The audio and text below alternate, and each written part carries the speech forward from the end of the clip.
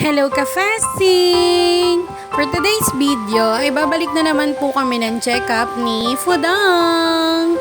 Kasi po dito na kami nagpalipat ng check-up niya dahil meron na po siyang monthly na iniinom na gamot. So ito po ay simula nung time na siya ay na-admit at na-hospital nung mga times na nasa Navotas pa po kami. And since then ay meron na po siyang maintenance na tinatawag, kaya kailangan po monthly ay bumabalik po kami sa doktor, or kung di naman po ay 3 months after, babalik po kami ulit para humingi ng panibagong reseta.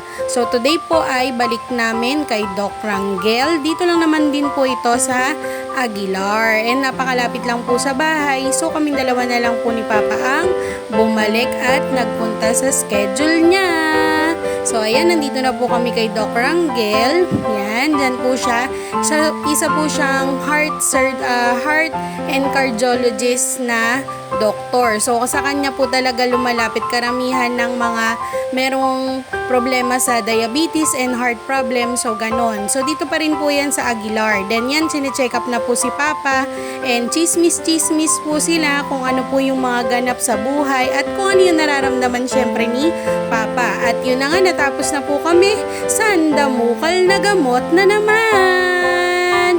Nabawasan po ng isa yan. From 7, naging 6 na lang. Pero napakarami pa rin naman po, di ba? Araw-araw po yan. 6 na tableta na naman ang iinumin niya. At syempre dahil 6 yan, masakit na naman sa bulsa. Pero thank you Lord na lang dahil meron po talaga kaming provider at yun yung ate ko. So thank you Ate Eunice. Lagi ka nakasuporta talaga para sa pamilya. Thank you and God bless you. So yan, napakarami na naman gamot. 15 days pa lang po ang kinuha namin pero ganyan nakalaki yung babayaran. Ang sakit po talaga sa banks. Kahit hindi ako yung nagbabayad. Charis! So alam niyo na mga ka-fasting, huwag nating babayaan ang ating mga katawan para naman po hindi tayo makaranas ng ganito. Huwag po nating hayaan na bawian tayo ng ating mga katawan, no? Alagaan po natin ang ating mga sarili at lagi tayo magdasal. Tayo araw-araw. Yun lang po. Bye-bye!